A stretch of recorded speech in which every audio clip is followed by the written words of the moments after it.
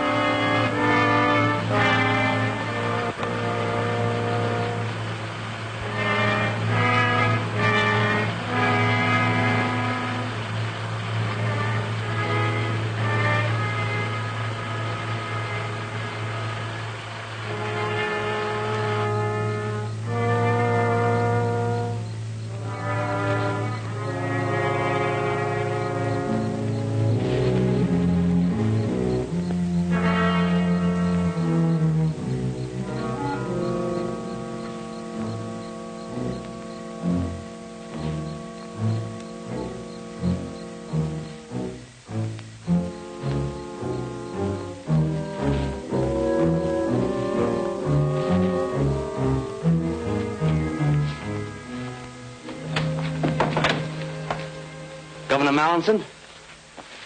I'm glad you got here, Mr. Hendricks. Nobody saw you, I hope. I don't believe so, sir. Good. Gentlemen, this is Mr. Richard Hendricks. Our host, the State's Attorney General, Mr. Whitmore. It's a pleasure, sir. Glad to meet you, Mr. Hendricks. My name is Hughes. Mr. Hughes? Our Commissioner of Metropolitan Police. Won't you sit over here, Mr. Hendricks? Thank you. Let me take your hand. What can I get you? Oh, a little ginger ale, if you please. Right. Hendricks, all this secrecy may seem a little ridiculous to you, but you realize, of course, your identity must not go beyond the three of us in this room. It's only fair to warn you that our two previous investigators fared rather badly. We found one of them with enough lead in him to start a pipe factory. The other simply disappeared. Well, thanks for warning me. Oh, thank you, sir. You're welcome. Well, gentlemen, I left Washington in such a hurry that I wasn't given a very complete briefing on your particular problem. But offhand, I would say the trouble is in your parole board. During the past 6 months, prisoners of such low character have been paroled. I now suspect criminal conspiracy. Well, do you appoint the parole board, Governor? Yes, I do. Well, why not replace them? You see, those appointments are made for a period of 6 years, and nobody, not even the governor himself, can remove a board member for any reason other than proven malfeasance of office. I see. That kind of ties things up, doesn't it? Well, gentlemen, I've been figuring how to go about this investigation. Well, forgive me for pacing, Governor. I think better this way. As I say, I've been figuring how to go about this investigation, and I've come to the conclusion that I must pose as a parole violator. Oh, incidentally, does the name Richard Murdoch sound familiar to you? Richard Murdoch, he was in that payroll stick-up. His last job was the Milberg Trust Company holdup. Oh, yes, I remember now. Well, Murdoch was paroled and then quietly skipped the country. So quietly, in fact, that not even the grapevine has the information as yet. And you propose to assume the identity of Murdoch. That's right. Only I'll call myself Rick Carson, since Murdoch naturally would be using an alias. Now, as Murdoch, alias Rick Carson, I must become friendly with someone who has been through the parole mill in order to find out how his parole was engineered. Have you anyone in mind? No, but it should be someone whose parole was obviously bought. I figure that if someone pays for a parole, someone must receive the money. While you're working undercover as Richard Murdoch or Rick Carson. Carson, you'll have to avoid any contact with the police, even in an emergency.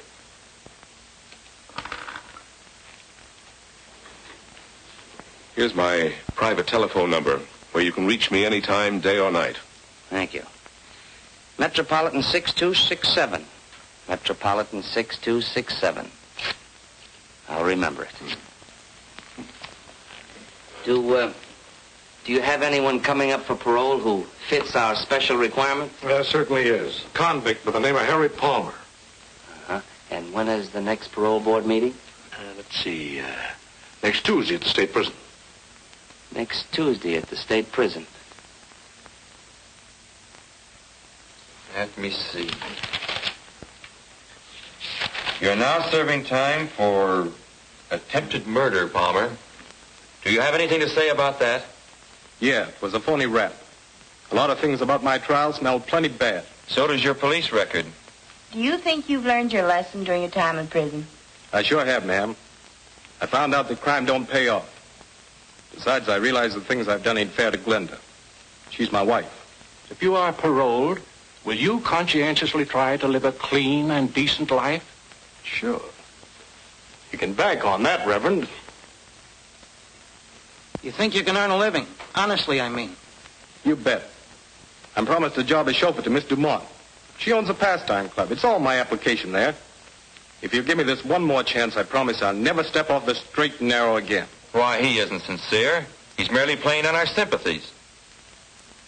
All right, Palmer, you may return to your duties. You'll be notified by the warden of the action of this board. Thank you.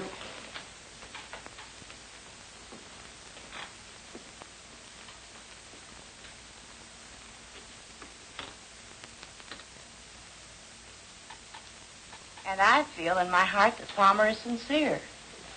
The poor man has never had a fair chance to rebuild his ruined life. Therefore, for the wife's sake as well as his, I favor paroling him. And what about you, Mr. Jones? It seems to me that keeping a man behind bars when he can earn a living is a needless waste of taxpayers' money. I vote for his parole. And your decision, Reverend? As you well know, I usually bend over backwards to give the misguided unfortunates a chance. But in the case of Harry Palmer, my conscience compels me to oppose his parole. And your decision, Mr. Perkins? Palmer deliberately broke the law. Not once, but many times. Freeing a man like Palmer makes a travesty of justice. I am positively against paroling him. Well, it seems we're evenly divided. 2 for and 2 against Palmer's parole. Consequently, as chairman of this board, it becomes my duty to cast the deciding vote. A decision like this must come from the heart as well as the mind. It must be tempered with humanity and understanding. I watched Palmer when he made his plea, and I'm convinced of his sincerity. In view of this, I must cast my vote with Mrs. Prescott and Mr. Jones in favor of Palmer's parole. This is an outrage, Holliday. At least a half a dozen times in the past few months you've done the same thing. I just don't understand. I'm entitled to my vote the same as you, Mr. Perkins. Now, Palmer will have served his minimum sentence on the 22nd of this month. His parole will become effective on that date. I learned that Palmer's wife, Glenda, was working as a waitress at the pastime club. So I decided to hang around. I'll delete that hang around. So I decided to drop around to the club to look the situation over.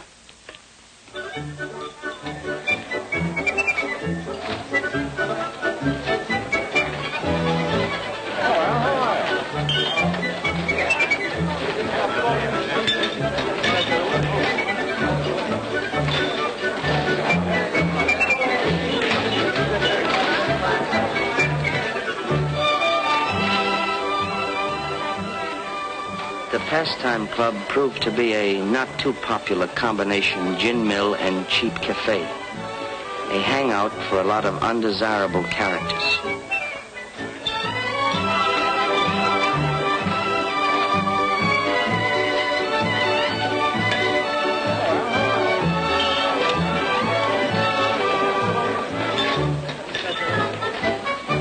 May I take your order, sir? Can't make up my mind. I'm a little undecided between a hamburger and a ham sandwich. Take the ham sandwich. You got a deal. Coffee, too? Yes, black, please.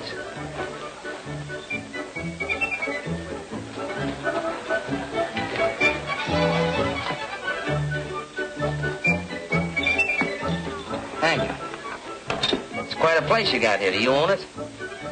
You must be new in town. I only work here. Jojo Dumont owns the place. Oh, well, then Mr. Dumont's got a nice place here. Miss Jojo Dumont. In fact, there she is now.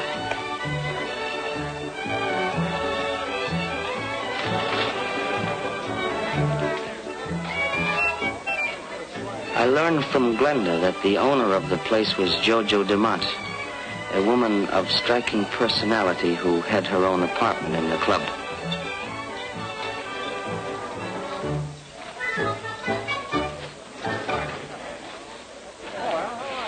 One group of hangers-on seemed to be tied in with Jojo. It wasn't difficult to find out how. They were quite bold about it. The tie-in was a lucrative sideline which Jojo operated, an illegal punchboard racket. The three salesmen were Blackie Olson, Frank Mitchell, and Kid Redmond. They sold to the cooperative customers who were always glad to make a dishonest dollar. Duke Vigili, another of Jojo's willing workers, spent most of his spare time trying to cheat a slot machine. During his working hours, he called on the less cooperative prospects. For these, he had 3 convincing arguments, 2 hard fists, and a .45 caliber revolver. The straw boss of the outfit, Charlie Newton, dignified the job by calling himself manager. He tried to appear a legitimate businessman, but the only thing legitimate about Newton was a long police and prison record. Such were evidently the pals of Harry Palmer. They didn't trust me from the very first. However, during the 2 weeks until Palmer's parole, I managed to strike up a casual acquaintance.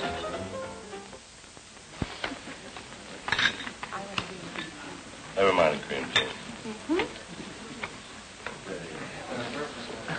Understand you've been around a little, Carson. A little, here and there. Stick around for a while? Maybe. All depends. On what? Maybe it depends on you, Newton. You run the joint. I thought you might have something in mind. Not a thing. Hi, boy. Besides, I'm only the manager. I don't own the place. Miss Dumont does all the hiring and firing. Uh-huh. Well, I guess I'll have to make it my business to get acquainted with Miss Dumont. Oh, that did it. Gin. That's 3 games. Never saw such luck. Lucked up. You play like a dope, kid. Am I right, Duke? He always plays like a dope. Yeah, he always plays. 5 more. $15. I'll take you on, Carson. Okay, Mitchell, deal. What do you think of this mug, Carson? I haven't decided yet. Got something in your mind, Duke? Yeah, something very interesting. That'll keep. Kidding aside, though, I would like to make a connection. What kind? Oh, I'm not particular. I like the climate here. It's good for my health. What is your racket, Carson? Oh, anything that pays off. Hey, Frank. Yeah. Harry Palmer's back. Come to Jojo's apartment. I'll be right there. Keep the cars warm. I'll be right back. Yeah, I'll stack the deck while you're gone. I'll bet you would.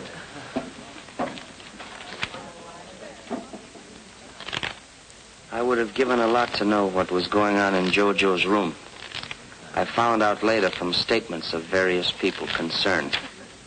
Sure looks natural. Just like old times, right? Sure, it's like all right. Feeling better, Glenda? Wonderful. Seems like 100 years since I saw you, darling. Yeah, me too.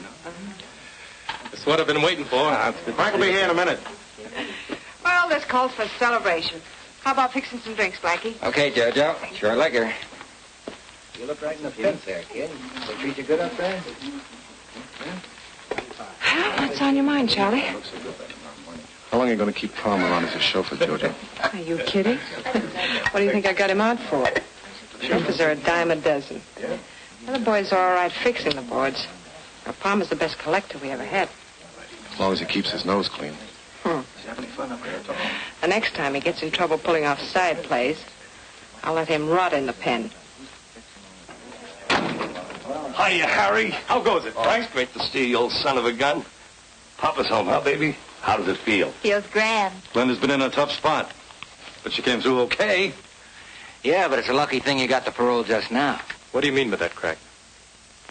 Oh, nothing, but there's been a guy named Carson hanging around the past few weeks, and he's been making a play for her. That's not true, Harry. Duke's the one who's been on the make ever since you went away. Me? Make a play for you? Ah, you're crazy. That'll be enough, Duke. I haven't met this character Carson yet. But I can tell you one thing. Glenda's been absolutely on the up and up. I knew that, but thanks for telling me, Jojo. Cork pop, folks. Help yourselves. Thank On the you. house. I mean on Jojo. This bourbon? Uh-huh. Thanks, Blackie. Right. Here's to you, sweetheart. Here's to us. What's Duke beefing about? He doesn't like Rick Carson. But I can truthfully say Carson never got fresher. Handed me a line. Forget it, sweetheart. Run along and change your dress. But hurry back.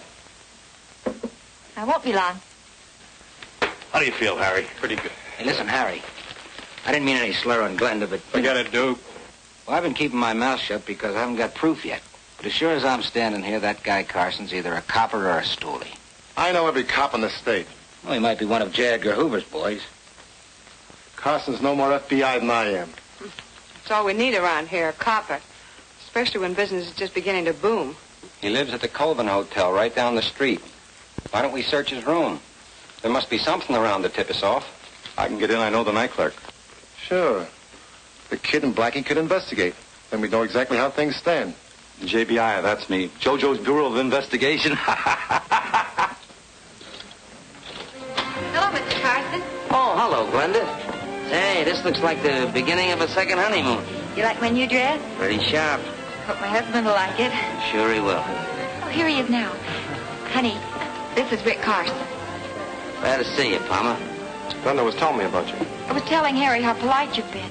That's a great deal more than I can say about most of the customers. Oh, thank you, Glenda. That's a real compliment. See you around. Glad to, anytime. Good luck to you both. How long will it take to search Carson's room? No, it won't take over an hour. Only the clerk doesn't come on till 8 o'clock. Sometimes maybe a little later. Suppose I arrange to keep him occupied between 8 and 10.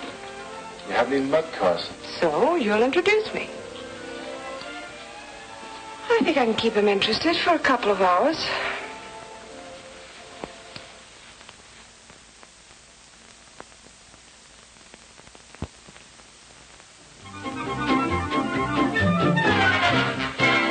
Oh, no more of those fast turns, please. Oh. This is station Turn that thing off. WXNO. The time, 20 minutes before 10 o'clock. We continue with... What time is it? I just announced it, 20 minutes to 10. I think I better be going, Jojo, before I wear out my welcome. Oh, no. The evening's still young. Besides, I think you're swell. I think you're a wonderful guy. Really. If you think I'm swell, you ought to meet my pal Monty. There's a real guy for you. Oh, I bet he ain't half as nice as you. What's his name? Monty Cooper. Oh, yeah, you said that. It's a nice name, Monty Cooper. Well, go ahead, call him up, Tom, and come on over. Oh, well, I couldn't do that. You see, Monty isn't in town. Oh, that's a shame. When's he coming back? Well, now, that all depends. Confidentially, Jojo, Monty's in prison. That's a shame. Poor Monty, locked up in the pen. Yeah. Well, forget I said anything. I talk too much. Oh, you can trust Jojo, honey. Yes, sir. Oh, fix another drink. I'll be right back. Yeah. Hello? Oh, hello, Mary. Oh, I'm so glad to hear from you. How you been getting along? Now listen, Jojo. We got the lowdown on that bird Carson, and we're on our way back. You better get rid of him. Oh, well, that's fine. I'll do that. Yeah, goodbye, Mary.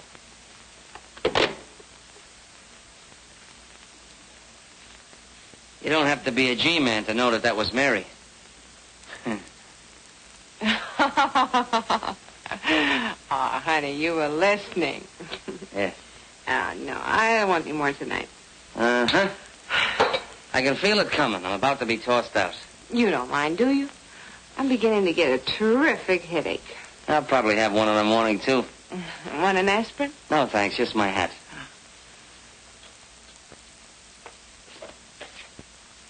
Thank you.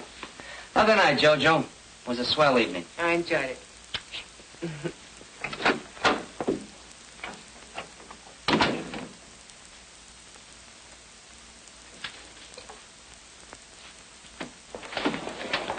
What'd you find out? Something very interesting. We got the dope on them all right. Oh, good.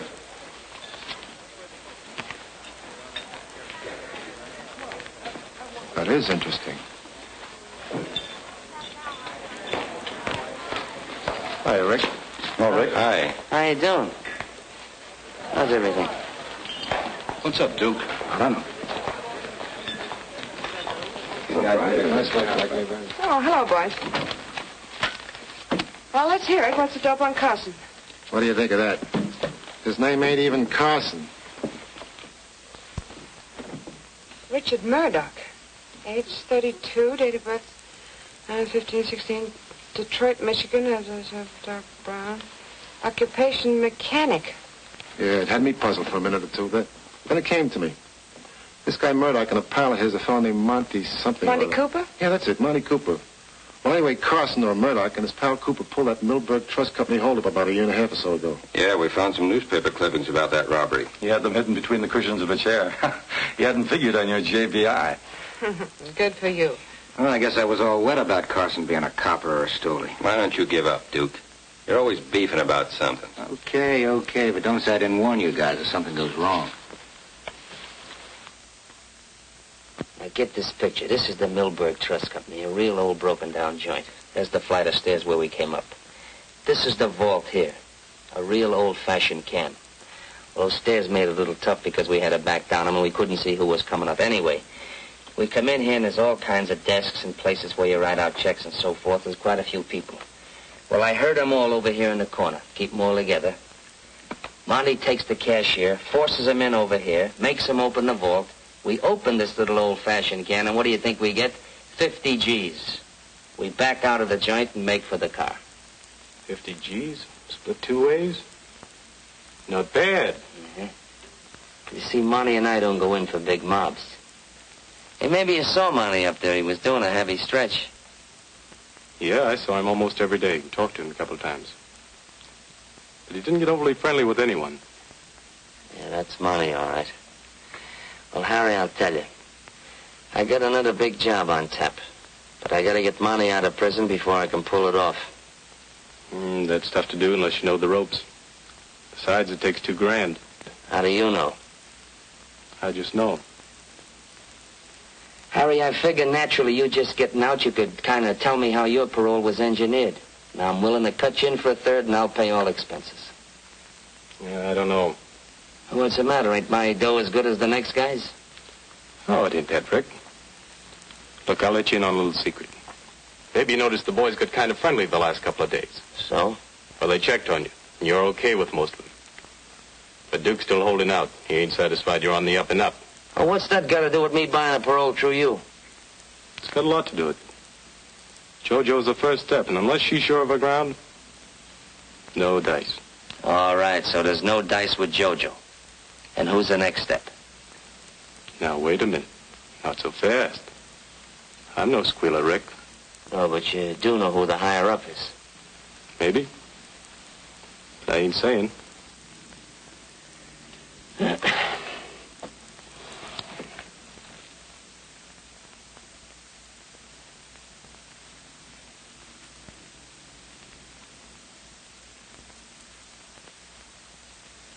Harry, let me ask you another question.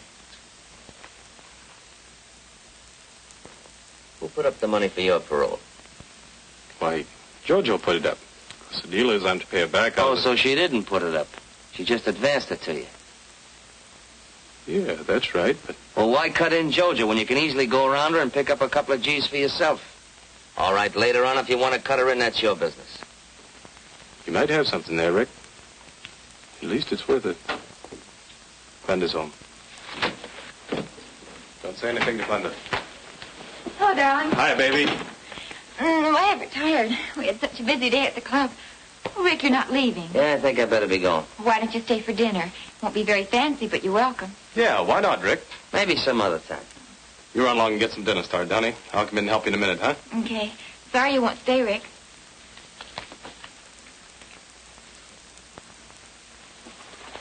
Can you get the $2,000? Harry, whenever I need a few G's, I don't let anything stand in my way. Get the dope.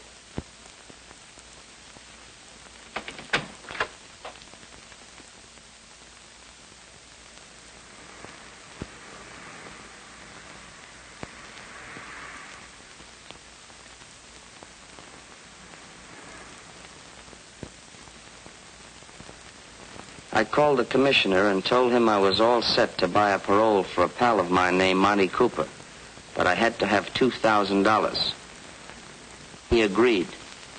But as the boys were somewhat suspicious of me, and in order to gain their confidence, it ought to look like I had pulled a stick-up. Go ahead, read it. Philanthropist. Well, anyway, robbed. Bandit ignores jewels. Gets $2,000 cash. Neil Ingersoll, civic leader, was held up last night and relieved of $2,000 cash by a bandit who claimed he was not interested in jewels. Ingersoll, returning home at a late hour from an auction of antiques. What's a diff? Which he had been attending, stepped out of his car outside his garage to find himself looking into the muzzle of a gun. That must have been Carson. What makes you think so? I don't think I know. The word passed through the grapevine that I'd pull that job. And the boys who hung out around the pastime club immediately started to accept me as one of the boys, as it were. Well, I turned over $500 to Palmer and went with him to make the contact for Cooper's parole.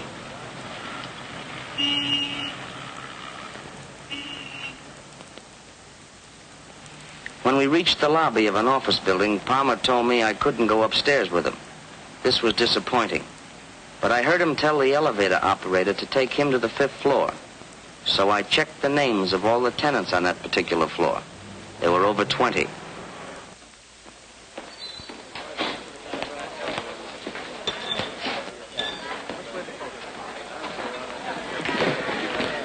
Is Miss Dumont in her quarters? Yeah. The jerk. Hello, Bonnie. Hello, Jojo. What's on your mind, darling? Seemed as cross as a bear when you phoned to say you were coming over. Somebody's talking too much around here. You mean me? I don't know whether it's you or Newton, but one of you is, and I don't like it. As a matter of fact, I won't stand for it. You've no reason to talk to me like this. I'm sorry, my dear. I don't mean to be discourteous, but I'm worried. For you as well as for myself.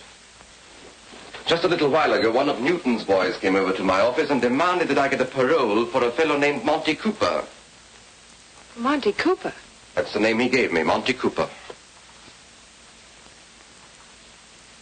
But Carson or Murdoch, whatever his name is, he knows nothing about our parole arrangements. Who said anything about Carson or Murdoch?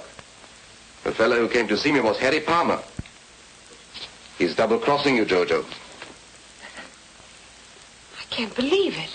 You can't, huh? Well, less than an hour ago, he laid $500 on my desk and gave me a long spiel about knowing that I was your lawyer and that you came to see me anytime you wanted to get anybody out of the pen. Naturally, I told him that he got his numbers crossed and I knew absolutely nothing about buying a parole. Thank you. Did that shut him up? For the moment. But he left the money and suggested that I think it over. Well, anyway, here it is. Buy yourself that bracelet you've been talking so much about. Thanks. I don't know what to say, darling. I haven't mentioned our connections to a soul. Of course, the boys know that you do handle my legitimate legal matters, but... The important point is how Palmer or any one of them know about my connection with the parole board. It's dynamite. If one of them should talk out of term, there's no telling what might happen. You need to tell me. I'll talk to Charlie Newton about it. He'll throw a scare into Palmer. He won't forget.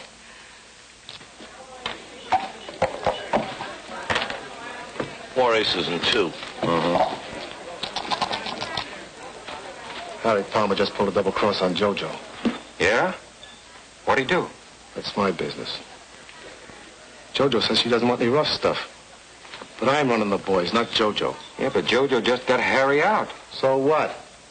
You're just as good a collector as Harry ever was. Huh. I should say I am.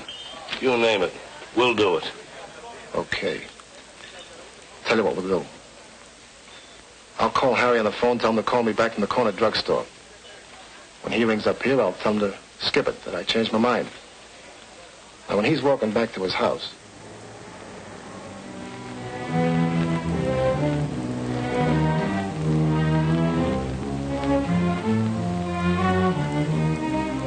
Hiya, Harry. Hi, Blackie. What's cooking? You'll find out.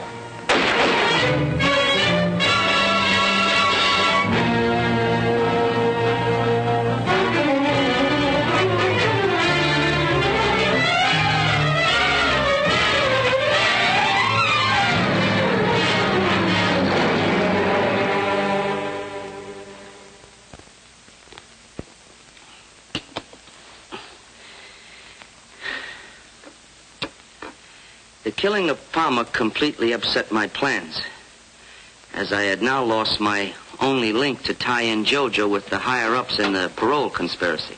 Well, how's the leg today? Oh, much better, thank you. Look. Take it easy. Okay. I'm a coffee lover. Oh, I see. Well, I'll come back for that later. All right, fine. Hunting around for... Now, delete that hunting around. Make it fumbling about for a new lead. I looked up the grief-stricken and embittered Glenda, pretending to her that I wanted to avenge her husband's murder, which had cost me $500. Well, I showed her the list of tenants occupying the 5th floor of the building to which Palmer and I had gone to, and only one name, a first name, sounded familiar to Glenda. And that first name was Barney. B-A-R-N-E-Y. Barney. Now, it belonged to a man whose full name was Barney Rodescu, R-O-D-E-S-C-U, who was a lawyer and sort of a man about town.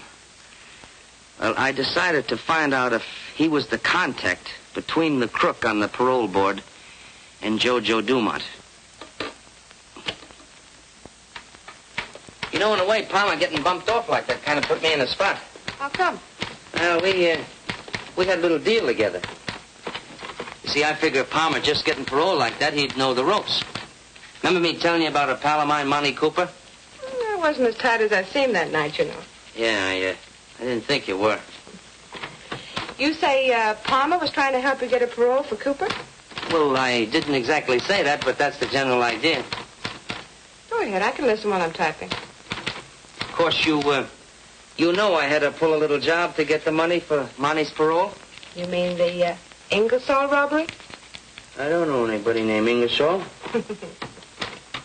No, but the point is, JoJo, I'd like to get Monty out of the prison as fast as I can.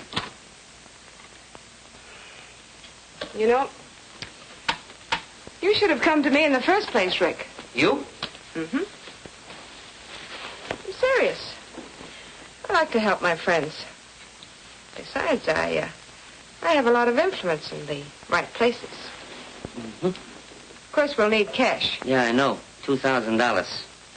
Palmer told me. Did you give Palmer any money? Yeah. Yeah, I gave him $500. And for you, here's another 1,000. Thanks. I like to have a receipt.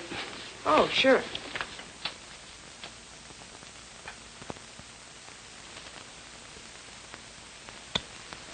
There's your receipt.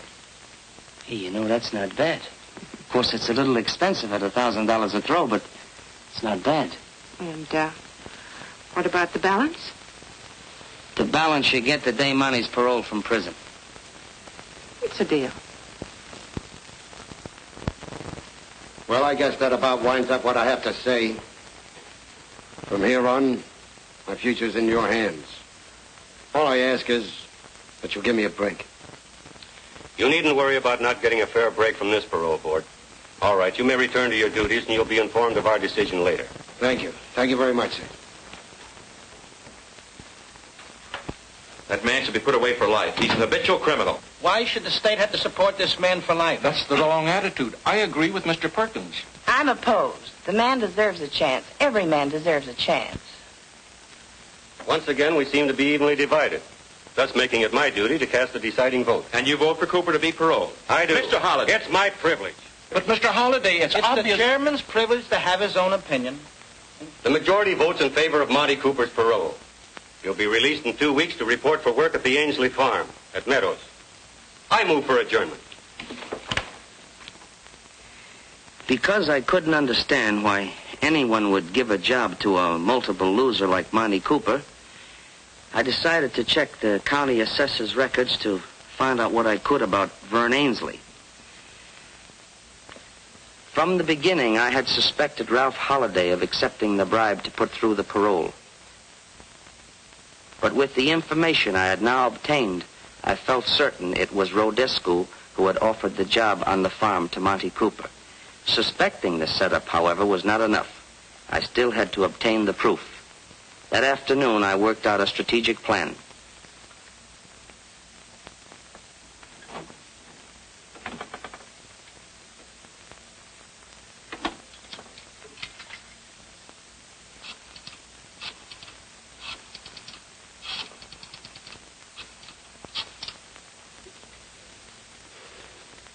Hello.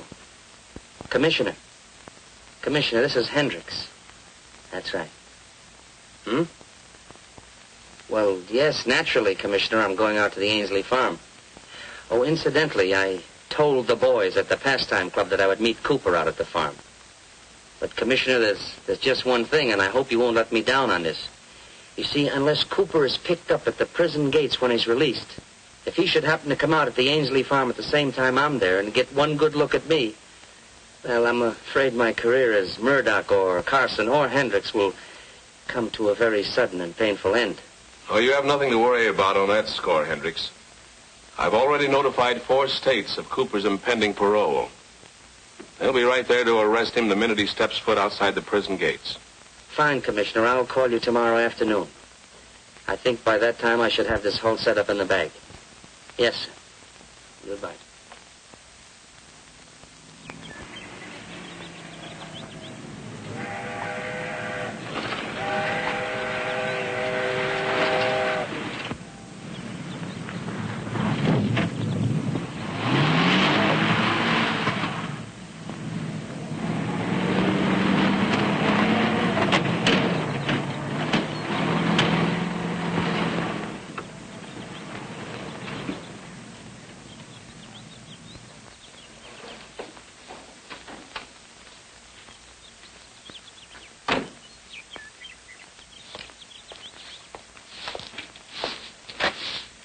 Ainsley?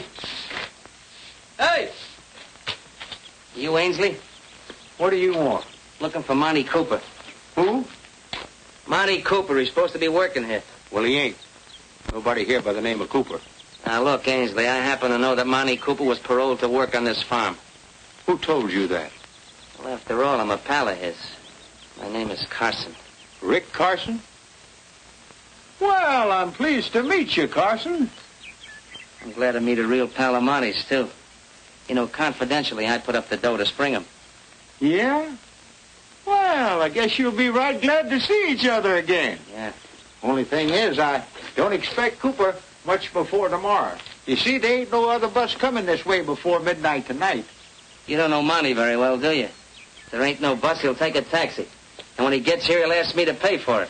Well, you're welcome to hang around if you want to. I guess the boss won't care. Well, I thought you owned this place. Oh, I sold out a couple of years ago to a fellow named Rodescu, a young lawyer from town. Uh-huh. Well, tell me, does this Rodescu, does he come here very often? Mostly weekends. Him and a lady friend. They do a lot of riding. By the way, I'm expecting them this afternoon sometime. You make yourself to home. I got to get the horses ready. Up to you, Carson. Yeah. I hadn't figured on Rodescu visiting the farm. I realized his presence might have set my plan, but I had to take the gamble. So I waited until Ainsley had disappeared. I had brought along an instrument which the commissioner of police had provided, and taking advantage of Ainsley's absence, I decided to make use of it.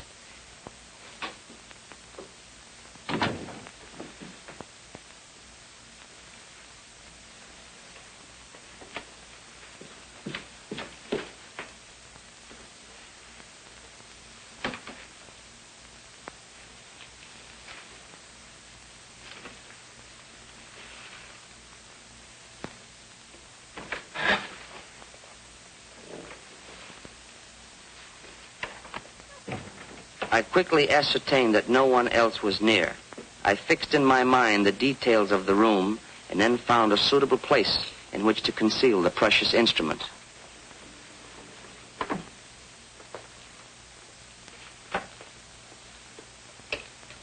It was the latest type of sound recorder.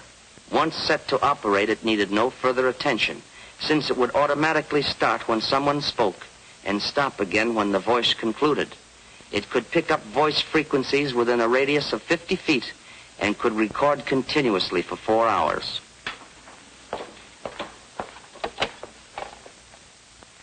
Hello, get me Metropolitan 44244.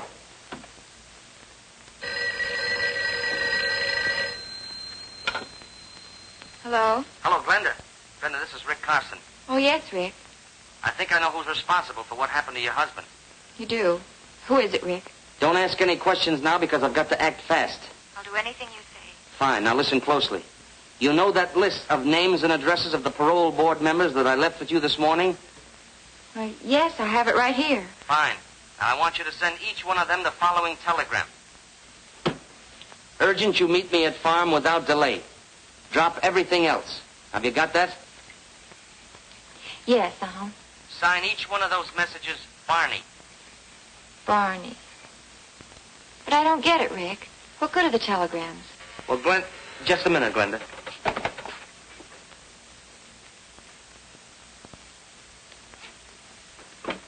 Okay, Glenda. What do you expect to accomplish by doing this, Rick? Look, I can't explain now, but there's just one more thing. When you phone that telegram into Western Union, tell them you're Miss Bruce. She's Rodescu's secretary. I understand. Fine. Now, don't lose any time. When I get back to town, I'll come over and explain everything. Yeah. Goodbye.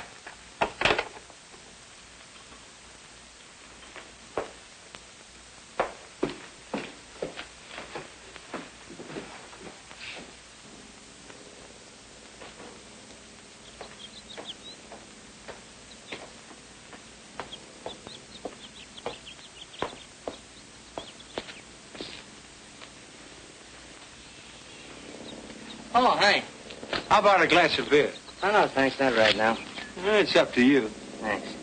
I think I'll kill a little time and drive around the country. I'll stop back later and see if Monty got here yet. Suit yourself. Yeah, okay. See you later. Yeah.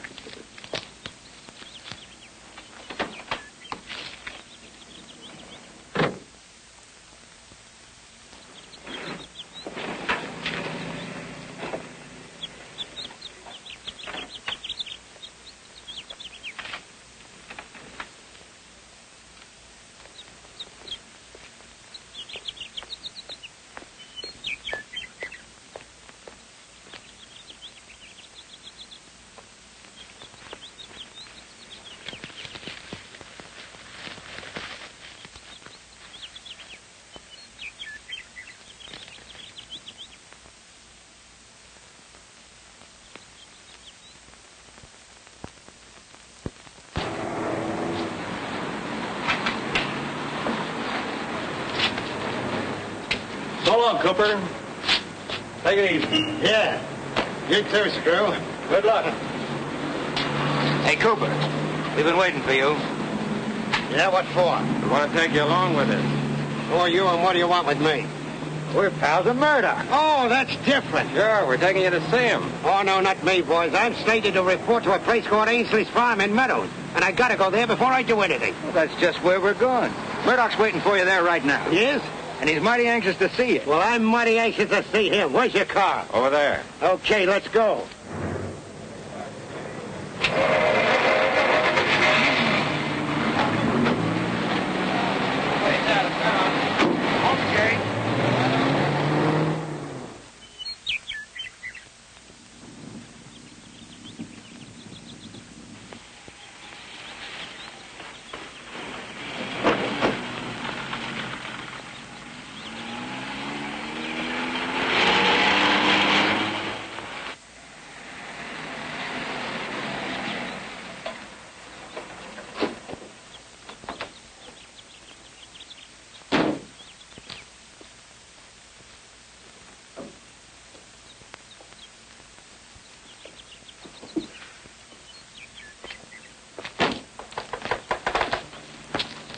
Oh, I get such a kick out of this place.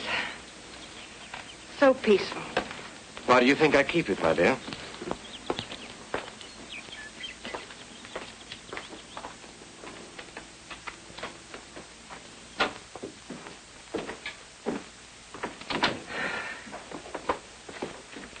Oh, Frank, put Miss Dumont's luggage in her room and leave mine in here. Right.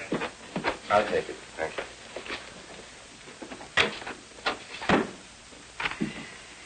Darling, it's so good to be with you. Everything's okay. Oh, thank you, Frank. Olive complains me he'll have some beer on ice.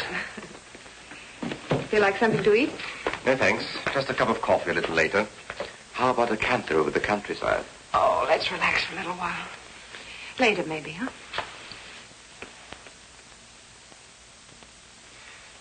Do you think the fellows could push enough punch boards to raise, say, an extra $20,000 in the next few weeks? They might, by putting a little extra pressure on their customers. Then I think they should. A powerful anti-racket committee is being organized to run us, among others, out of business. And a little extra money wisely spent might help considerably. I'll see that Charlie Newton starts them out on it Monday morning. Good. In asking Glenda to send those telegrams to every member of the parole board, I assumed that only the one member who was mixed up in the parole conspiracy would know what was meant by the farm and the signature Barney. Well, just at dusk, I had the keen satisfaction of knowing that my plan had worked. I had sent those telegrams in the hope of tricking Ralph Holliday into exposing himself. Holliday was driving that coupe. But instead of trapping one member of the parole board, I had caught two. But Titus Jones arrived in the car with my primary suspect.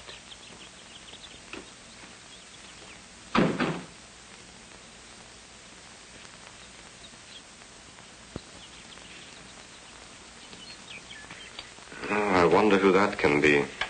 Probably one of your eager beaver clients. If it is, I'll throw him out. Excuse me, my dear. I'll make this short and sweet. Come in. Well, this is a surprise. Hello, Ralph. Hello, Titus. And you gentlemen are quite a ways from home, aren't you? You're not joking. Holiday burned up the road getting here. Oh, I'm sorry. We didn't know. Oh, that's quite all right. Allow me, my dear. Ralph Halliday and Titus Jones. Miss Dumont, my fiancée. How do you do? You're on the parole board. I heard Bunny speak of you. Yes, we are, Miss Dumont. Parole board. Well, Yes. sit down, gentlemen. Sit down. Make yourselves comfortable. What brings you out here in such a hurry?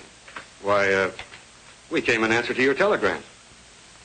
My telegram? I didn't wire you. What's that? You most certainly did.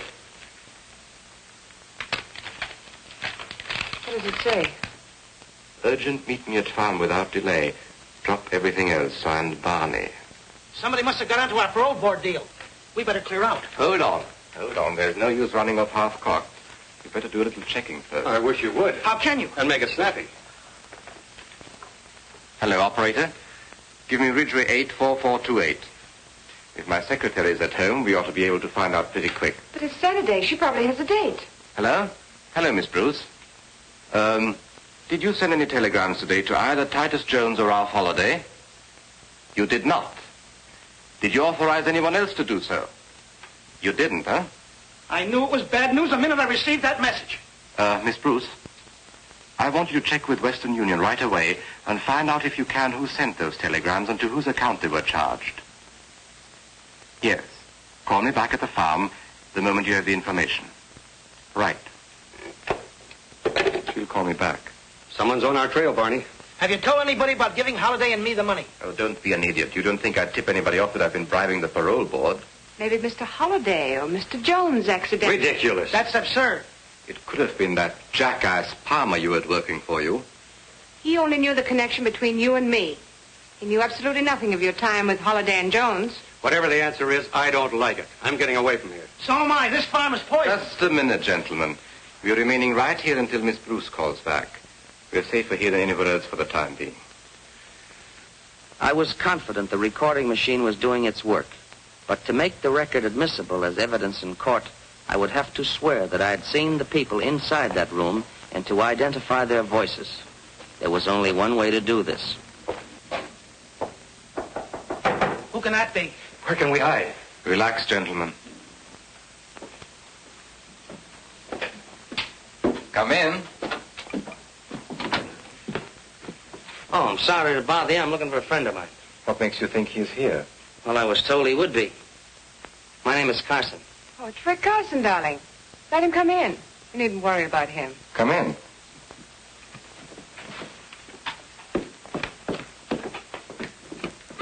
Hi, Miss Stillman. Hello, Rick.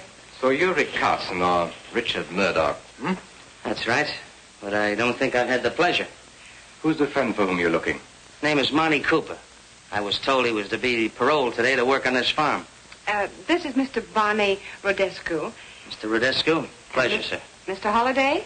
Mr. Holiday? Hello. Mr. Jones. Mr. Jones. How do you do? Tell me, Carson, how did you get here? I didn't hear you drive up. Oh, but I didn't drive up. I parked my car down the road. Why?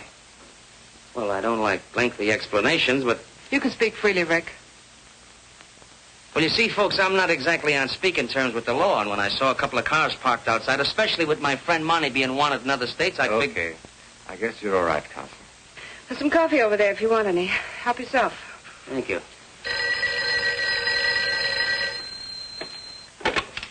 Hello? Yes, operator. Must be my secretary calling me back. Yes, Miss Bruce.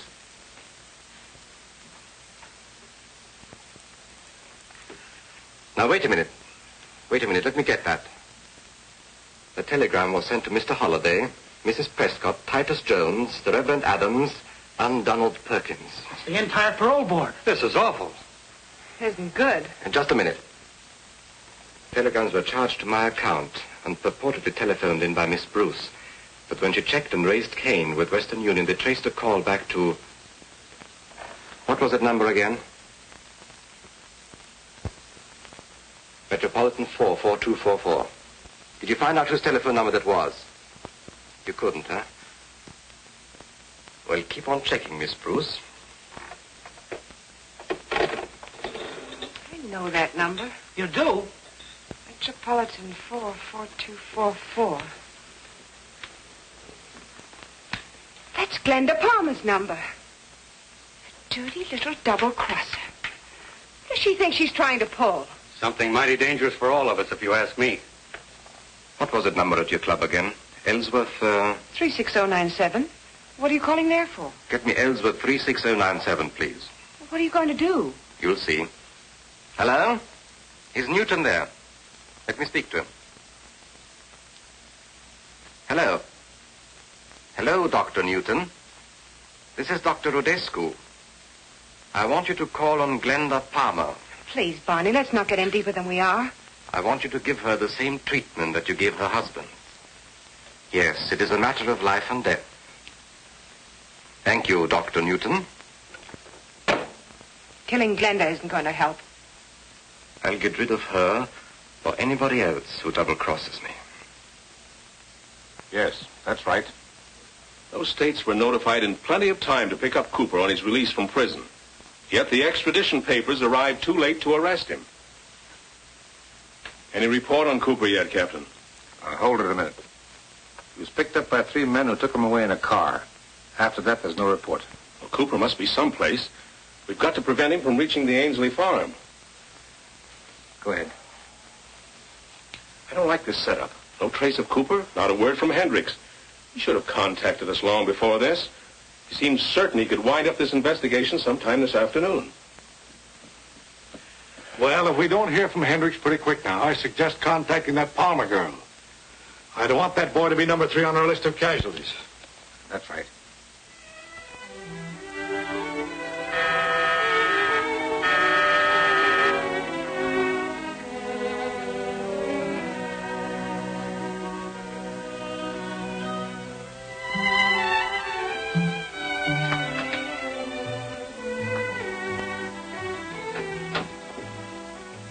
Hello, Glenda. Oh, hello. I was expecting somebody else. I'm surprised, Mr. Newton. You've never called on me before. That's where I made my mistake.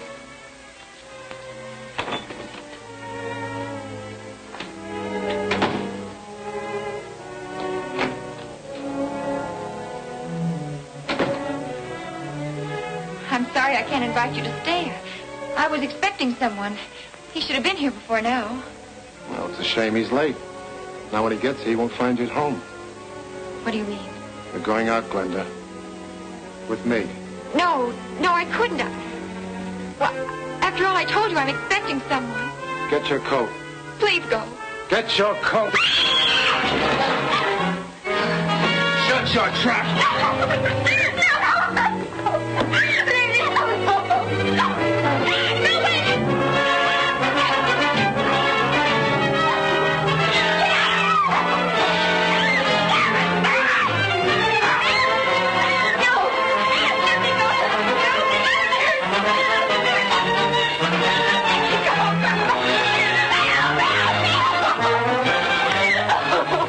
Now, you listen to me. You shut up, or so help me, I'll kill you right here on his back.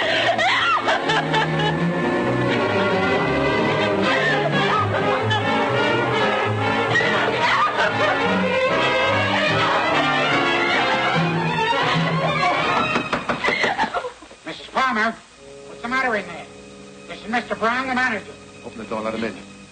But be careful. Go on. Are you all right, Mrs. Palmer? Thank heaven you're here. Are you all right, Mrs. Palmer? Stick your hands up and keep going. Drop that gun. You're the manager of the pastime club. Get him out of here. Book him on suspicion of attempted murder. Yes, Commissioner. Take him out. Everything's all right, Mrs. Palmer. Will you please get the lady a glass of water? Mrs. Palmer, I'm very anxious to get some information about Rick Carson. Now, it's all right. He's working with us. Oh, thank you. Here you are. He said you were helping him. But we're worried that something may have happened. Have you heard from Carson lately? He telephoned me this afternoon from Meadows. Meadows? The Ainsley farm is located near Meadows. That's right. He mentioned the farm and the telegrams they sent for him. Captain, notify the sheriff's office in Meadows to see if Carson is at the Ainsley farm. Yes, Commissioner.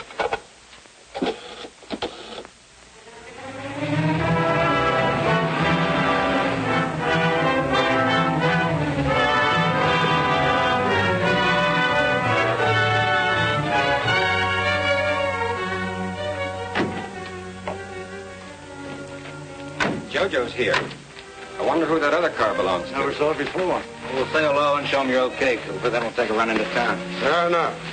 Well, Dr. Newton ought to have finished his treatment of Glenda Palmer by now. Oh, quite a joint you got here. Well, we picked up Cooper, and here he is. Hiya, gang. Well, where's that old son of a gun Murdoch or Carson, whatever he calls himself now? What's the matter, Monty? Don't you recognize your old pal? You know, I didn't at first, but I sure do now. You're the guy who shut it out with me and a pal up in Wisconsin. It was you who put a slug through him. You're a federal agent. What did I say? That's right, I am a federal agent. And there's one thing they teach us, and that's how to use a gun. And the first one that makes a move gets it. Oh. I warned you, Mitchell. Anybody else? You see, the reason Cooper knew I was a federal man is because I once put him in prison. The very same prison that you very loyal citizens got him out of today. Looks like I'm going to have to put him back in again. But this time I'm going to give him a lot of company. I'm going to put you all in with him. But right now, ladies and gentlemen, I'm afraid I have to leave you. But I'll make you a promise. I'll be back again. Nice Nice work, Ainsley. Just in time. I heard the shot. I figured something was wrong. Shut up, pal. Mine. Stop the fight. Stop it. All right, gentlemen. Put him in the chair. He'll be more comfortable here. Hey, Carson, there's some water for you. Now speak. All right, Carson. Who put you on our trail? Well, I suppose we'll have to teach him how to speak. That's lesson number 1. He's stubborn. He'll need more than that. Ready to talk yet? Hit him again. We'll make him talk. Why don't you shoot him and get it over with? Just a minute. We'll try once more. If he doesn't talk this time, he'll get a one-way ticket to the bottom of the river. All right, Carson. This is your last chance. Tell us just how much you know. You better talk fast and to the point. Sounds like police sirens. It is the police. What can we do? Don't let them find him here. Duke, Blackie, Kid. Take Cooper and Carson to the storeroom. Use the back way. Holiday and Jones, you better go along. Come on, boys. Through here. Hurry up. Make it snap. Now, you and I will be taking care of Frank, Jojo. All right. And remember, he was hurt in a hunting accident. Oh, shut up.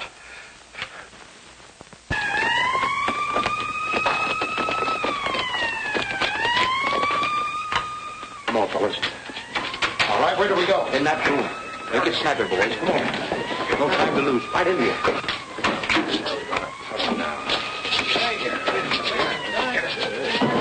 It's getting louder. They're coming in, all right. Quiet now. Lock it, boys.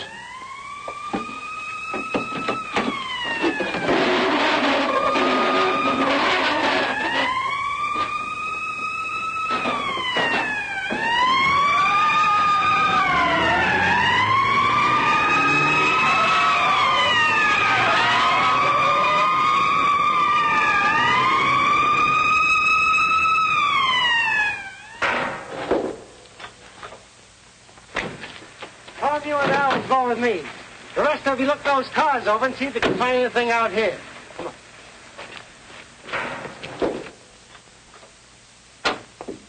You'll soon feel better, old man.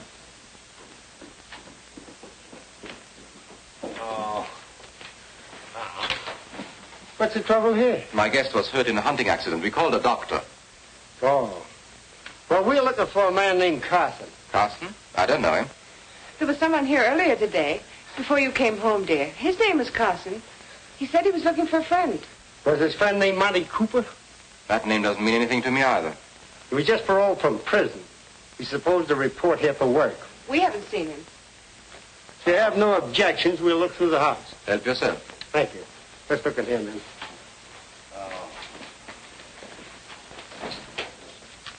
Jim, you go up there.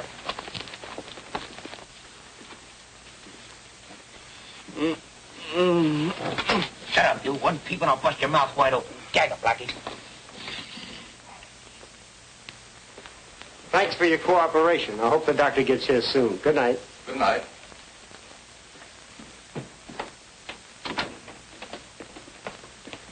That setup doesn't look right to me. Yeah, Monty Cooper's supposed to go to work out here, and nobody seems to know anything about him. Kind of funny, ain't it? Yeah. Keep him in there. We'll go around and see what the rest of the boys are doing.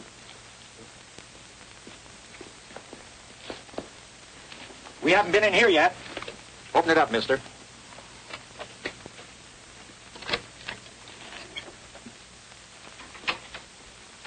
All right, boys, look it over. Kind of stuffy in here.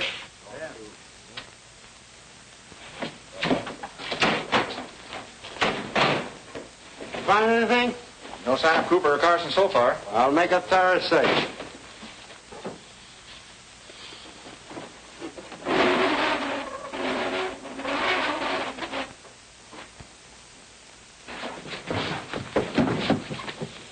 See, I told you there ain't nothing in here. That just about winds it up. Well, if Cooper shows up, I'll be glad to let you know. Okay, let's go, men.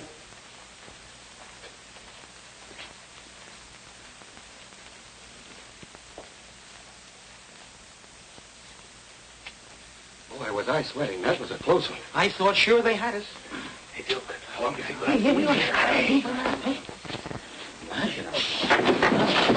What's that? Hey! What's the room back there? Get your light in there now. Grab that man. Clear this stuff out, dude. Take that cabinet away. In here! You stupid fool! Where's your brain? Shut up or I'll put a slug through you, too. I'd like to do that myself. I didn't like their kisses when I saw them on a parole board. Here they are, Sarge. Good. Mike, take the gas gun. Bob, you take this. Pick up those people in the house. Okay, Sarge. All right, you fellas in there. Come out with your hands up. You want us cover, you'll have to come in and get us. Now listen to me. If you don't come out, we're going to give you a dose of gas. You've got just 30 seconds to make up your mind. Let's give up, boys. We can't beat them. Please don't fight. They got gas, and I've got sinus trouble. Don't! That'll cure it. There are too many for us, Virgili. Yeah, why get ourselves killed? What's the matter with you guys? You all yelling? No, but we're not all fools either. Come out one at a time with your hands up. I'll count to 5. If you aren't out by then, we'll open up on you. 1, 2, 3, 4. All right, you get going. Come on. Get going. Move along, come on. Come on, step on it there. Come on, move along. Keep those hands up. Let's see if there's anyone else in there. Right. Mr. Hendricks? Who shot you? Duke Vigili. We better call an ambulance. He's badly hurt. Yeah. Give me a hand here. I can't make it. Sure.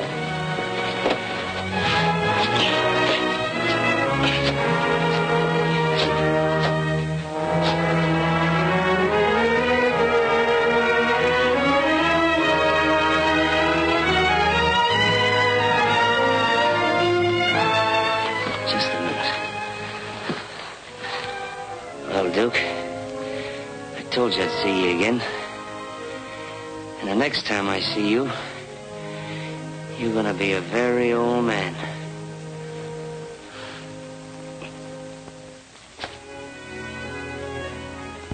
Oh, yes. Getting along real fine. Another week or so, I'll be able to go out dancing again. That's wonderful.